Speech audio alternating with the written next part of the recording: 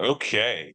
Well, Martin, I think it is safe to say we live in the era of IP revival and some would say zombification and abuse a bit of classic characters getting revived to be thrust onto streaming services and all that good stuff. And I thought it would be fun. And it feels like every summer it's kind of like, okay, what's the handful of trademarks and IP being brought back?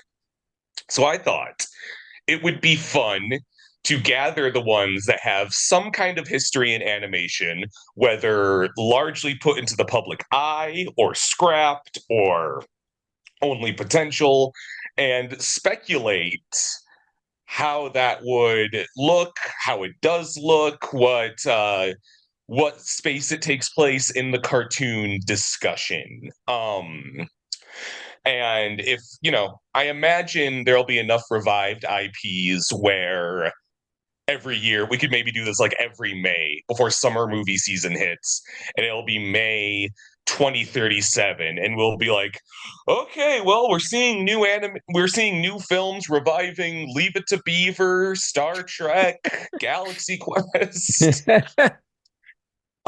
So our focuses today are Mad Max in relation to Furiosa, a Mad Max saga, The Planet of the Apes, Beetlejuice, Deadpool, and Alien in relation to all forthcoming releases.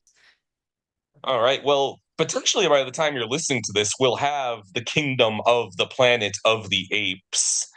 And to reflect on that film, that franchise's animated history, we took a look at the old school Return to the Planet of the Apes animated series. Martin, I think we're both fans of Apes. apes, correct? Yes. Are you a fan of, have you seen the original Apes? I actually haven't, is You what's haven't seen the embarrassing. original Apes. There are five original Apes, and there's a live action original Apes TV series, and there is Oh, this what? animated series. Yes. Do you know the titles of all the original Apes films? So a podcast I follow was talking about them recently, Ah. like just like tangentially. So, and I know there's just the original Planet of the Apes, which is on my like to-do list. Like Mhm. I have no good excuse for having not seen it, but I'm sure I'd love it. I hear it's wonderful. Oh yeah. There's like War of the Planet of the Apes is one of the old ones, right? The, close. There's Battle for the Planet of the Apes. I'm gonna let Ah, you War is guess one of the all of new them. Just gonna leave it to you. Battle, because the new trilogy that I'm very close to is Dawn, Rise, War. Yes. So the original five, I'm gonna just make them up now. There's the original Planet of the Apes, Uh-huh. Battle of the Planet of the Apes, and I want you to Photoshop a potential poster for each of my ideas. Um, there's the debacle for the Planet of the Apes.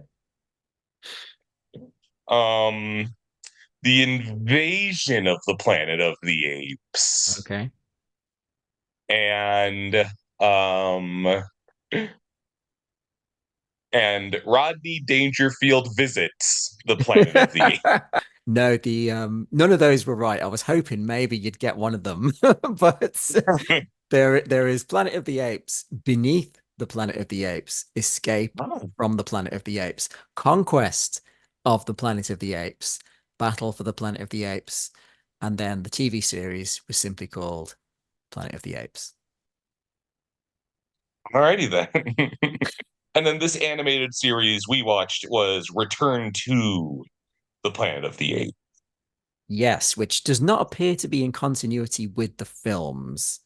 Although it features a lot of the same characters. I think it's its own little thing. I don't think they were trying to tie it into the film universe. Co-created by the creator of Johnny Quest, I found Oh, out. okay, that does explain it, a bit of the vibe. Um, It's definitely got that sort of 70s cartoon vibe. this is like every 70s cartoon you've seen made fun of. That is. very incredibly static. difficult. Yeah. Extremely, it's very, very static, very unmoving. Like very little moves on screen apart from someone's mouth. There's calling it an animated series is perhaps a bit of a stretch because it's not very animated. I love the intro. I think the intro looks awesome. Very like comic book style with these different panels going backwards and I was gonna forwards. say the intro looked cool as hell and kind of Mm. set me up for a little disappointment. It really throws you in, and you're like, oh, this looks kind of ominous and dark. And then you get in, and you're like, meh. It's Yeah. it's a weird I can't remember if this came before or after the live action series, but it feels quite similar. And it feels like both were aimed at older audiences. This doesn't feel like it's a Hmm. cartoon that the kids are gonna love. It's not like Welcome to the Planet of the Apes and here's your wacky monkey sidekick. It's played very Yeah. straight. Feel like it could have gone in a very different direction and it could have been a wacky kids adventure cartoon, but that's not really what happens. It's more of like a hard sci-fi, like here, let's Mm. start off with these people nailed to crosses in the middle of the desert, and there's a dead ape, and it's like, oh, okay. This doesn't seem like it's for kids.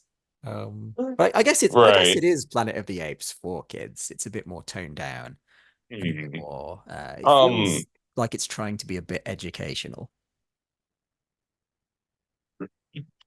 Educational to what? Apes. See, now I can't like get the image out of my head of like it ending with a PSA where they say something like, "Man, I can't believe we got away from Dr. Zaius." And then they're like, "Well, Dr. Zaius is an orangutan who lives in the forest, who lives in forests in Southeast Asia and other regions." And they like, and weren't those forests in danger because of over harvesting of palm oil? Like, Every episode is Dr. Zaius giving a PSA on the dangerous creature that is man and just lectures. In today's episode, I met three dirty, stinking humans. They nearly ruined ape society, and they tore up all my books about Shakespeare. I was disgusted, and you should be too, by man. Join us next week. Tell them what this is all about. I refuse to. Because the new yeah, movie yeah. seems to be going more for classic apes vibes, Mhm. which is It's cool. like I think some 200 years after Caesar, but there's still an orangutan there, if I'm not mistaken. So maybe they're already on to like some descendants things going there. Yeah. There's definitely like we're seeing a big ape villain in the Hmm. new movie who's wearing a crown and like a cape, I Nice. think. Um, At least a crown. There's maybe a cape in there. It's a little hard to tell.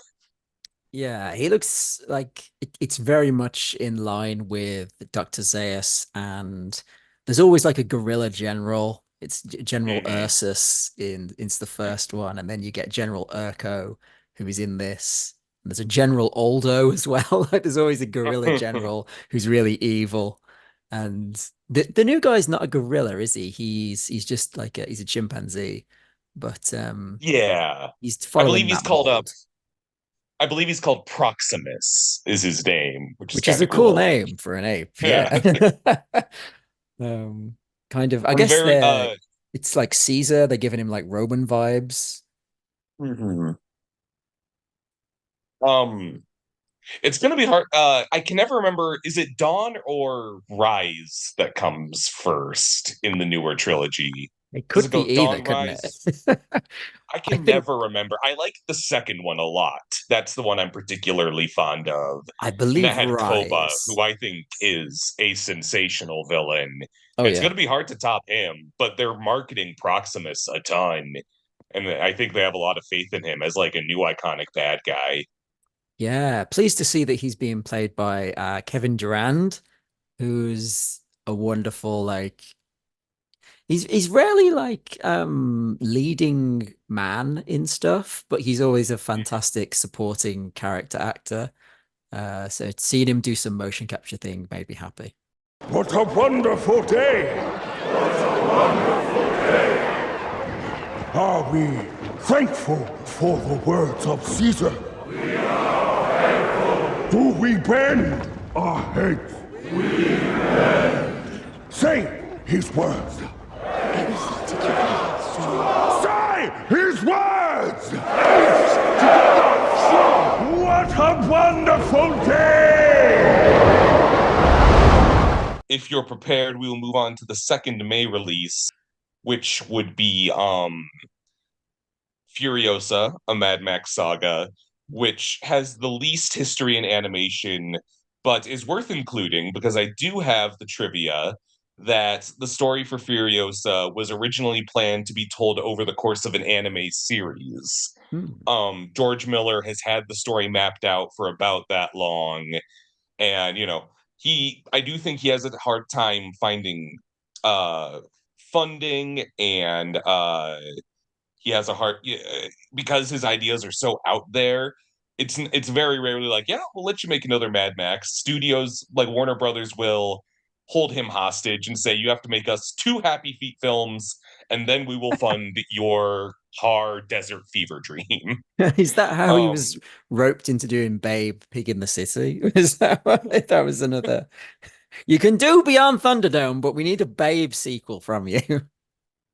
I think that is always been his career, is that he'll be like, I want to make Tina Turner covered in blades, commanding, shoveling pig shit, and they'll be like, make us this first, and they always turn out good. So I don't know why he constantly has to prove himself. If we can have like, a bunch of Dune movies, I imagine there's a similar audience for but I should say, I don't want a Mad Max every year. I think no small part of what makes them special every time they come out is that he gets a lot of time to marinate them and kind of perfect the craft of them. I do know, even though he's had the story of Furiosa for so long, he did not start filming it until he sat down to watch Edgar Wright's Last Night in Soho, underrated classic, which I will not hear any different about.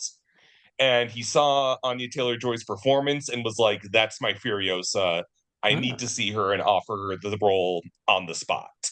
So he doesn't, even though he has lots and lots of ideas and he's always talking about, "Oh, I'm kind of working on this." It's clear he's kind of waiting for that fire to light, and then that's what I like about them is they're not ready till they're fucking ready. Yeah, absolutely. And there was such big gaps between the original three films as well. And Right. I know at least the third one was somebody came up with an idea and he or somebody else went, "Hey, this is make a good Mad Max film." And that was kind of how that came about. But I do Oh like that he only, he comes back when he's got some sort of idea for a new Mad Max film. And he's clearly invested in his own universe that he's created. But I kind of like that he only does like they're all pretty just standalone films. And it's just I've got a yeah. concept for a new one. I'm gonna do this. This is the only one that's got like I guess ties to one of the other films. I mean, like the Yeah. others are tied together by the fact that it's Max, but there's Mhm. very little between them. They don't continue on from one another. They don't really acknowledge the events of the past films. This one It feels does like kind of feel like you can just drop in. It's like, here's the adventure in this world that you're gonna see. And hmm, maybe you can vaguely tell it's a little earlier in the timeline or later, but that's about all the context you have. exactly, yeah. This is the first one Yeah. that's really gone like Immortan Joe is back, everybody. Like that sort of thing. Like they've never I'm surprised at George Miller's restraint at not bringing back different elements from those previous films. Like we've never had the Revenge of Lord Humongous film or any like hint of like get Tina Turner back like that sort of thing. Master Blaster Origins or whatever. Yeah, yeah. I would quite happily watch an anti-entity limited prequel series. I'd be up for that. Uh, and like even bearing in mind this one calling back to Fury Road a lot, I do feel like it kind of looks like it'll still stand on its own even. Hmm. Like it strikes me like if you've seen it, it's like, oh, you'll recognize this, but you'll have just about all the context you need. Yeah, because we really knew nothing about that character other than like which she originally came from some sort of nice place of abundance, as they say in the trailer. And that was more or less Mhm. all we knew. And she was just trying to get home in that film. And then she got home and there was nothing there. So we know some stuff, but we don't know everything that happened. So yeah, And I'm I very think excited for it. oh, I think this is both of our like most anticipated films at the moment, Hmm. right? I think so, yes. Just a perfect storm of all my interests coming Oh together. yeah. Because we're Um, both huge fanboys of Anya Taylor-Joy, and hmm. she looks like she's really gonna I could see that being like a teeny bopper, like, oh, she can't be a tough Furiosa, but she's pulling it off, at least in the trailers. Oh yeah, and you buy her as a young Charlize Theron as well, I think. And she's got Um, such a distinctive look, Anya Taylor-Joy, that oh you yeah. could have gone like, she doesn't look like Charlize Theron. But I didn't question it for a second, and I think just the way they've done like the makeup and the look of the film, she's like, I yeah, good casting. Yeah. I think this will be cool as hell. So on to, and I'll send you the article where you can attach some of these pictures because I've happened upon some anime art, presumably for the almost anime adaptation. George Miller told IndieWire in 2015, we were going to do Furiosa as an anime before it was delayed a second time when we were rained out of Australia. What started as an anime companion film to Fury Road eventually got shifted into a live action interpretation of the character. The designs for the film were originally reported via a Japanese news report showing Furiosa and Immortan Joe as imagined by Japanese artist Mahiro Maeda. The anime never happened, but it would have been a beautiful full circle moment. The influence that Mad Max had. Yeah, there's a lot of, speaking, this is back to my own voice, there's a lot of anime and manga that borrow from Mad Max. There's like Fist of the North Star and Battle Angel Alita. So I think this would have been cool to see. I would have been perfectly amped about it, but I'm pretty happy we're in the timeline where George Miller spent 10 years crafting an Anya Taylor-Joy action vehicle with Liam Hemsworth going nuts as the star of it.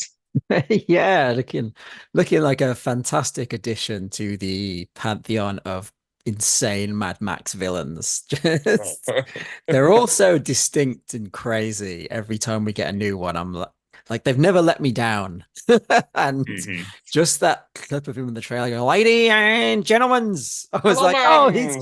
he's great. I love him." Ready? Yeah. Go! It's such a wonderful, like, there is no hope. He's delivering everything so brilliantly in that trailer. Like, Mhm. I know next to nothing about what that character is going to be, other than just unhinged, crazy Liam Hemsworth performance. Chris, what did I call him? Liam? Liam, it's yeah, It is Chris, isn't it? Yeah, I was like, yeah, it's that's the wrong Chris. Hemsworth. Furiosa got revenge on the wrong Hemsworth. She just kills an innocent Liam. There is no Mad Max cartoon, of course, but I wanted to give a shout out to something that I thought was kind of the next best thing, which is a show called Cadillacs and Dinosaurs, and that was a show in a post-apocalyptic world with a very Mad Max-esque main character, different like tribes who looked very similar to the Mad Max bikers, and the like the Mhm. vehicle obsessed kind of villains from those original films. People like battling over oil and stuff like that. There's a very anti-entity-esque villain. Obviously there's dinosaurs in there as well, but it struck me that someone watched Mad Max and went, you know what would be cool? Mad Max but with dinosaurs. And then they turned that into a cartoon. So I mean we'll probably get around to watching it at some point in the future, but I'd love to. big Mad Max vibes from that cartoon. I feel like if they'd ever done one, it would have been similar in tone to that. I know there's an arcade game of Cadillacs and dinosaurs. Was the show based on the game, or is the game based on the show? I want to say the show is based on the game. Okay. I might be wrong. Well, I would be, man, yeah, I guess, yeah, Mad Max animated series. I guess, yeah, there'd be a little edge you'd have to buff off, but I could see a weekly. I sent you that Looney Tunes clip that's going around of Daffy rattling off all the cartoony Yes. crime bosses and their funny nicknames and being like, I just imagine like if you rattled off the weekly villains of the week of a Mad Max cartoon, it would be Snake Eyes, 88 Teeth, Pickle Puss, Hammerhead. Immortan Joe! Go humongous! The entity! The top cutter! Look, I Dementus! imagine an executive would make there be a consistent cast if this were the 80s or 90s. And I think the little boy with the boomerang would be following Max around. Oh yeah. And maybe the helicopter mechanic guy is kind of the voice of wisdom and kind Yeah. of yeah. And Max is like the cool front man. In the caricature of Mel Gibson, but less racist. I don't know. Definitely like a great interchangeable cast of villains you could use there. Like imagine Lord Humongous being like the most reoccurring villain in the series with his wacky troop of henchmen. He's so good. I guess the would the designs have to be like less freaky, like they'd be a little more covered up for a kid's cartoon, or would they probably have no issue with that? I don't know, maybe, yeah, maybe they'd I guess He-Man was, everyone was pretty scantily clad in that, but they Mm. weren't hideously deformed and wearing like gimp outfits. So I don't know what direction you could have gone with. Maybe they'd just give Lord Humongous a cape. Yeah, yeah, I could see that. It's time for a new wasteland. I want what you want. A world of chaos.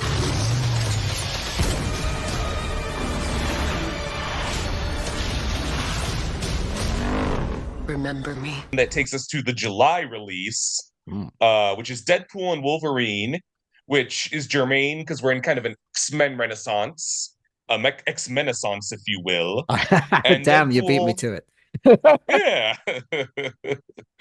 Now, it's my understanding, Deadpool isn't either of our favorite characters, I don't think. At least I think sometimes we're on that same page. Yeah, I don't dislike him, but I like I'd never rank him as a favorite, and I think Mhm. sometimes people who do are insufferable. Um,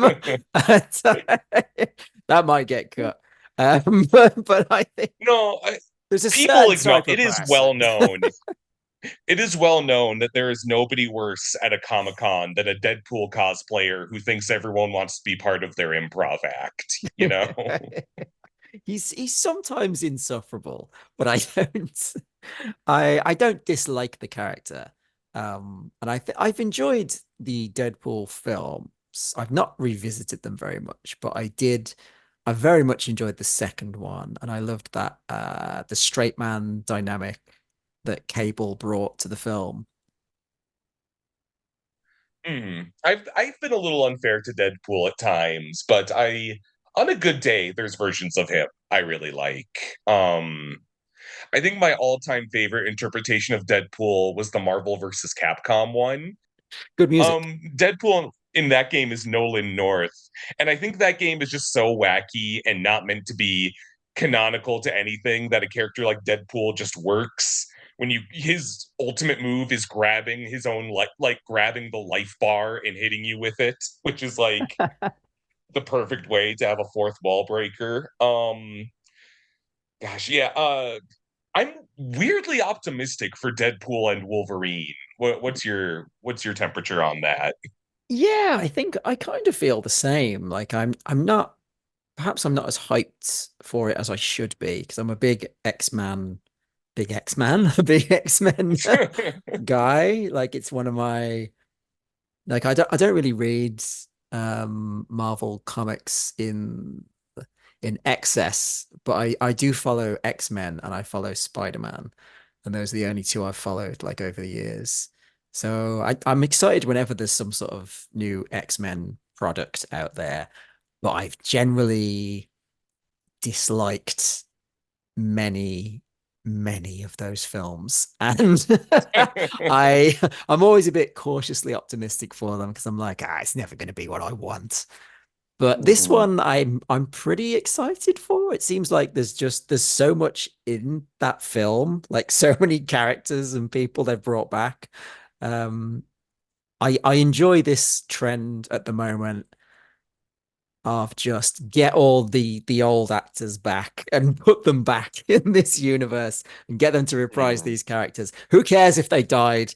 Doesn't matter. Just stick them in there, get them back. That's what people want, and it works on me. I'm Yeah. I'm completely suckered in by it. So yeah. I'm a little more eye rolly about like the cameo party genre that things are lately. Hmm. But I think what's the thing about Deadpool is that he's already so meta and so like, that's his whole thing is to Mm. acknowledge what we acknowledge. And I think if anyone is gonna like bring in a bunch of cameos, it would make sense that it's him. Yeah, you can poke fun at the shameless studio exec cash grab of the whole thing, can't you? Like that's got to be something that they'll do in that It's movie. not Charles Xavier wheeling out to the X theme song. Yes, which wasn't even his theme in the was it that the one from the animated universe? Doesn't matter. Who cares? Let's not worry about it. It's like so bizarre. Um I just yeah, it's like I think they pitch it perfectly in that second Deadpool film where he just like he's in the match and he opens a door and like the cast of the X-Men movies are in there and they just close the door on him, pretend he's not there. I thought that was like the best way to treat it in that last film. Ugh. For purposes of this podcast, we watched I think, 50-second sizzle reel of, I believe it's Donald Glover's pitched Deadpool animated series, which I think is pretty good. I don't know if it could carry a whole 22-minute runtime because it's very hyper and there's a lot going on, but I guess that's what we come to Deadpool for. It would be a lot to animate, I think. Hmm. Like you'd have to really it's such an energetic well, he's such an energetic character and half the appeal is like the crazy fight scenes and that bizarre energy that he's got at all times that maybe it would just be a massive hassle to do an entire series of that keeping up that pace. I guess you did kind of hit the nail on the head because I was like, well, why wouldn't you just fund this? It would obviously be a huge hit. Hmm. But I think the executives saw this and were like, we can't afford this. Are you kidding me? Well, I was thinking as I watched this, we've got X-Men 97 back now. There, in the original X-Men the animated series, there's a very brief Deadpool cameo, which is it Morph who is morphing into different people and one of them is Deadpool, or I is it think it's him, yes. or Wolverine's hallucinating? It's something along those lines. But you only see him for a second, and I don't think he even Hmm. speaks. But that they've acknowledged that that character exists within this universe. And it would be interesting if they X-Men 97 brought in Deadpool, but they made Hmm. him more like early 90s Deadpool, who wasn't quite as Hmm. wisecracking and comedic and was maybe a bit more of like an Right. edgy character. Um, And because like yeah, that cameo was before he was even a big deal. It was kind of guess you weren't ready for that, but your kids are gonna love it kind of thing. Yeah. I'm kind of and that's such a like infamous like bit, like people like post that drawing all the time, like see he's there, Yeah. that I'm kind of waiting on 97, because Morph the whole time has been just homaging every character that hasn't shown up yet. He's been Quicksilver, he's like Spiral and Sabretooth for a bit Yeah. here and there. I feel like that's almost like like there'll be a big moment where he becomes Deadpool and does something yeah, like I think that's like something they're saving as like a as a thing. Like I feel like they're not going to waste a Deadpool shapeshift. I could also see them bringing him in, but I do think they have to be careful about it. Yeah, I wouldn't just want it to be, get Ryan Reynolds in and voice him and make it a fourth Mhm. wall breaking thing. I think they should do it a bit differently and just honor that. The series has been so Yeah. good so far at going, this is what happened in the 90s. This is what potentially would have happened if the show had continued. Let's do it like that. Let's not do it like it's being made today. Slightly related. Did you catch wind of in the episode with Mojo where he says something like, I tried to get Dazzler, but she had another gig. No other detail. Can't say anything else. I'm taking that as confirmation of the rumors that Dazzler is in Deadpool and Wolverine, played by Taylor Swift, because that's the big rumor at the moment. Oh, interesting. No, I didn't really twig that. I did not know that was Yeah, the yeah. rumor. Hopefully, she won't be Come back shoved to under a this. carriage. Ran over. Come back to this in July. We'll see. Immediately appears and is shoved under Mr. Sinister's car and it just gets run over. so that's so the humor. I could honestly really see that, but I think that would make people really upset too. Sinister just driving, and what the hell was that? That's her cameo in the movie. She was just gonna throw fireworks. We don't need her. Were you doing Mojo Oh, then? Was that your Mojo voice? it was kind of Deadpool dismissing if they need Dazzler Ah, or I see. not, but I don't know. And kind of the audience series. Deadpool is the audience. That's the appeal of the character. He says what we think, and we connect with him that way. And that's how he's persisted. Should we move on to our third? Fourth. Fourth?